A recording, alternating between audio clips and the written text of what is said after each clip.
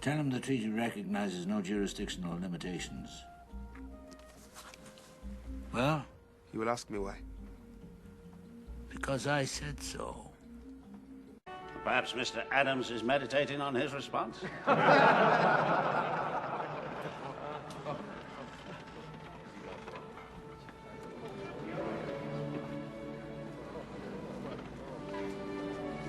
And I thought your remarks worthy of any kind of riposte, Representative Pinckney.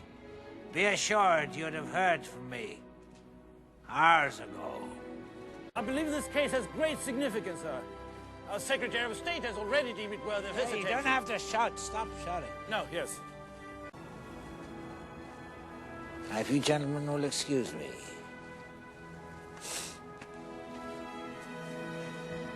We know we aimed high coming to see you, sir, but... Well, aim lower. I'm embarrassed to admit that I was under the misconception that our executive and judicial branches were separate.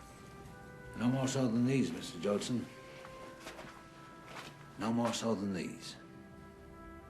When I was an attorney a long time ago, young man, I realized after much trial and error that in a courtroom, whoever tells the best story wins. In un-lawyer-like fashion, I give you that scrap of wisdom free of charge. Much obliged for your time, sir. What is their story, by the way? Sir? What is their story? Why, they're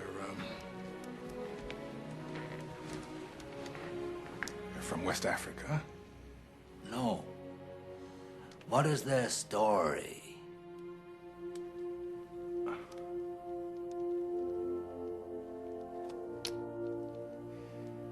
Mrs. Jolson, you're from where originally? Why, Georgia, sir. Georgia? Yes, sir. Does that pretty much sum up what you are? A Georgian? Is that your story? No. You're an ex-slave who's devoted his life to the abolition of slavery and overcoming great obstacles and hardships along the way, I should imagine. That's your story, isn't it?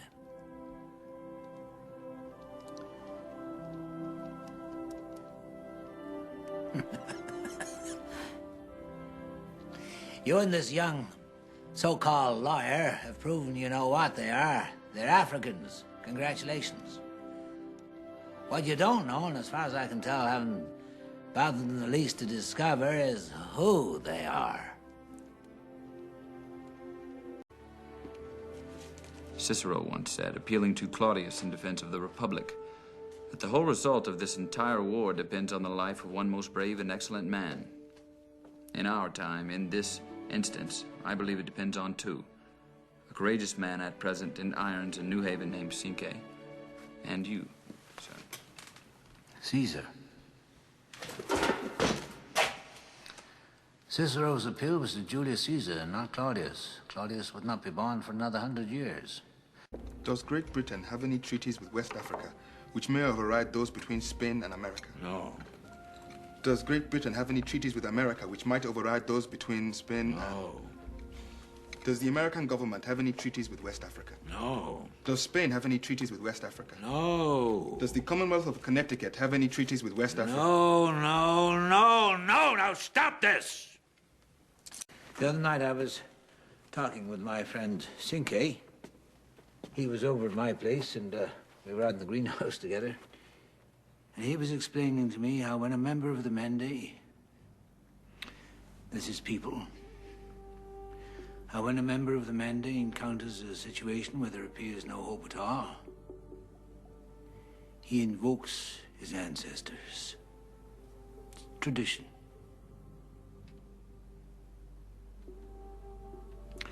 See, the Mende believe that if one can summon the spirit of one's ancestors, then they have never left. And the wisdom and strength they fathered and inspired will come to his aid.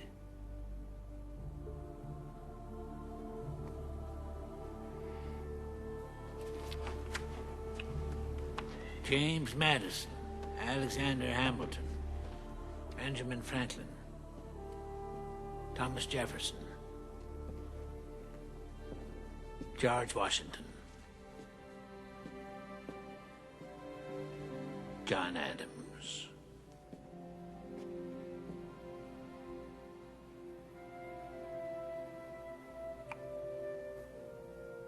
We have long resisted asking you for guidance. Perhaps we have feared in doing so, we might acknowledge that our individuality, which we so revere, is not entirely our own. Perhaps we have feared an appeal to you might be taken for weakness. But we have come to understand, finally, that this is not so. You understand now? We've been made to understand, and to embrace the understanding that who we are is who we were.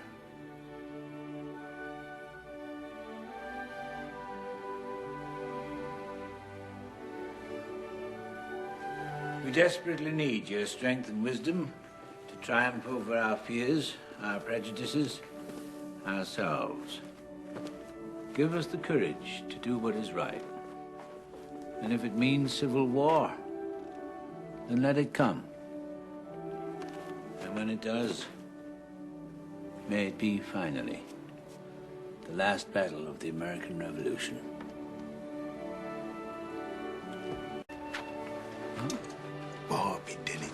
What did you say to them? Huh? What words did you use to persuade them? Yours. Pindayepe.